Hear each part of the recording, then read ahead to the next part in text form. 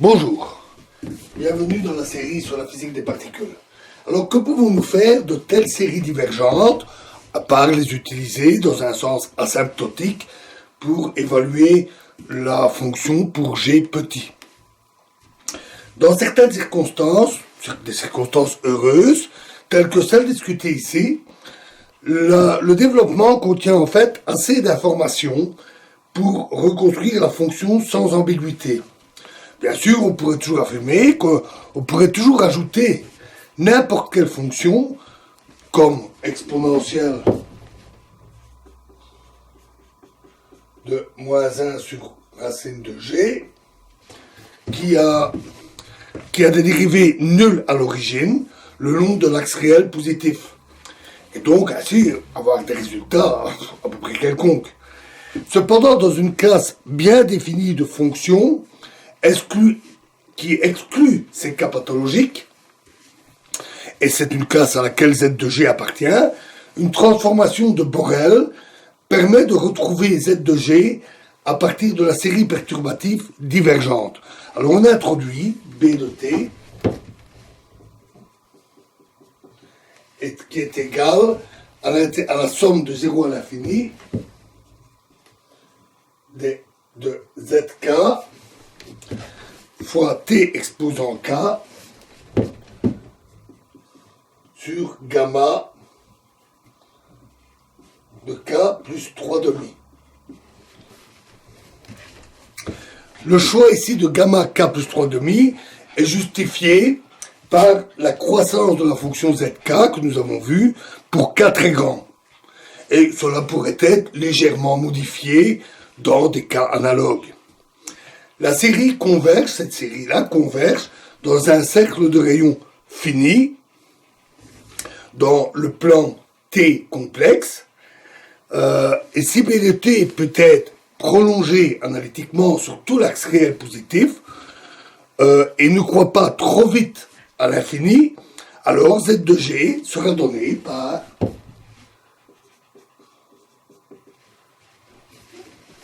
intégrale de 0 à l'infini dt de t exposant 1 demi b de gt fois e exposant moins t.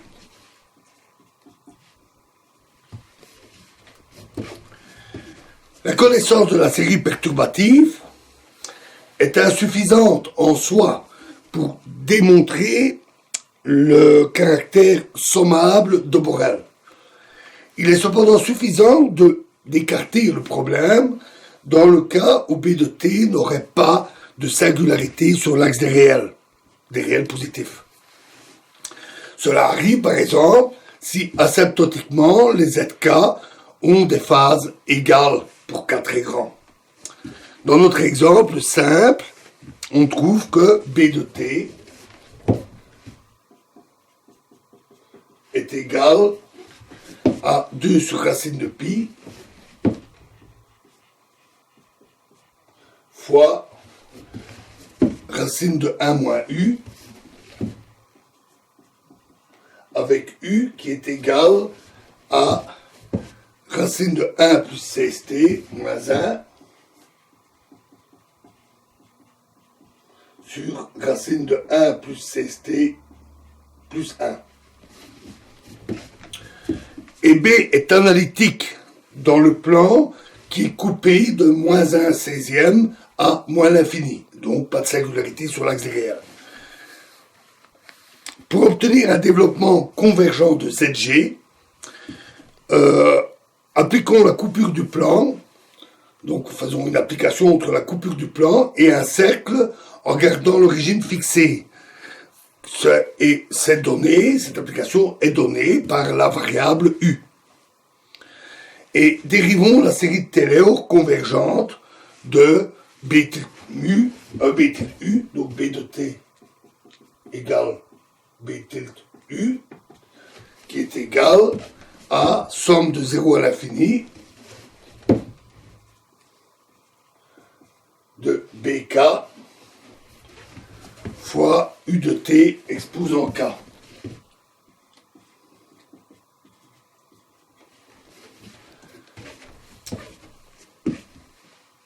Et dérivons la série de Taylor de la connaissance de son développement en T. Et alors on trouve ZG est égal à la somme de 0 à l'infini des BK fois intégrale de 0 à l'infini de dt fois t exposant 1 demi fois UGT exposant k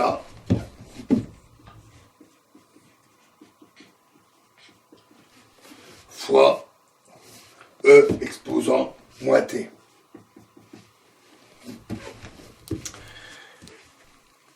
On vérifie facilement que les BK décroissent comme K exposant moins 3 demi, et donc on voit très facilement que cette nouvelle série converge comme E exposant moins 3 fois K sur G exposant 3G exposant 1 demi exposant 2 tiers.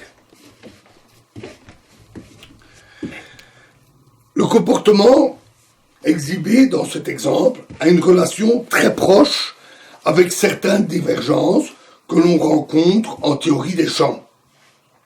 En effet, le développement de ZG en puissance de G a des coefficients qui sont égaux au nombre de diagrammes vide-vide dans un modèle en phi4. Cela suit facilement du fait que le théorème de Wick, s'applique à des intégrales de monômes sur un point gaussien. La remarque s'applique aussi à d'autres théories des champs. Par exemple, en électrodynamique. Considérons l'intégrale Z tilde J état bar état égale 1 sur pi fois l'intégrale dA d psi bar d psi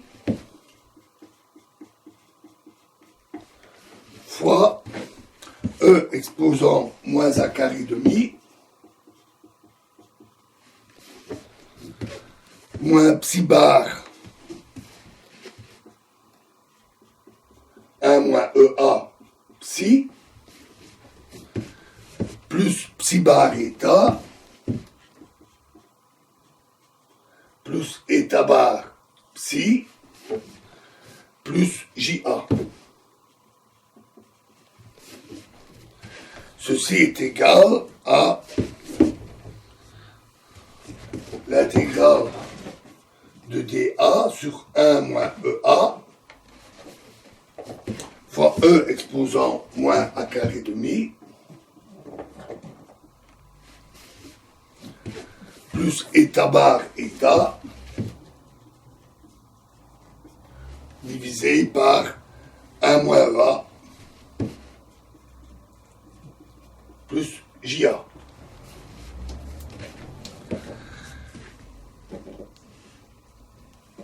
Notons qu'ici, psi et psi bar sont considérés comme des variables classiques qui sont complexes conjuguées. Le développement de Ln de Z en série va alors générer le nombre de diagrammes de fonctions connexes, excepté pour ceux qui s'annulent par suite du théorème de Fourier.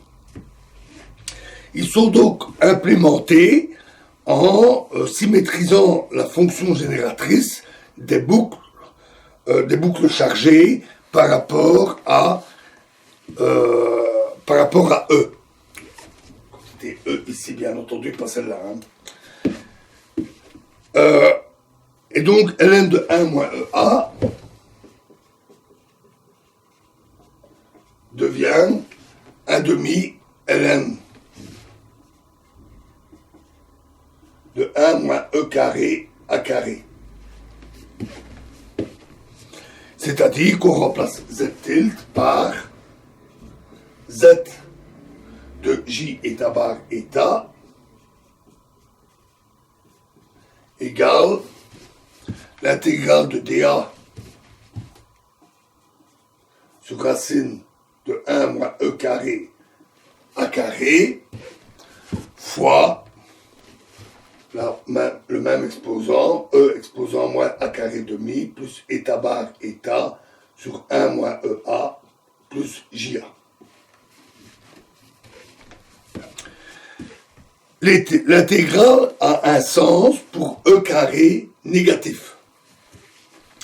Pour les propagateurs de photons et de l'électron, grand G et grand S, reliés à la polarisation du vide, oméga bar, et à l'énergie propre sigma, on trouve que G est égal à 1 moins oméga bar, donc pour le photon, moins 1 égale moyenne de A carré. Et S, pour l'électron, est égal à 1 moins sigma moins 1 fois la moyenne... moins 1 qui est égal à la moyenne de 1 sur 1 moins E carré A carré, où la moyenne est prise sur la mesure dA sur racine de 1 moins E carré A carré fois E exposant moins A carré demi. Voilà, et nous continuerons cette analyse dans le cas électrodynamique dans la prochaine vidéo. Je vous remercie.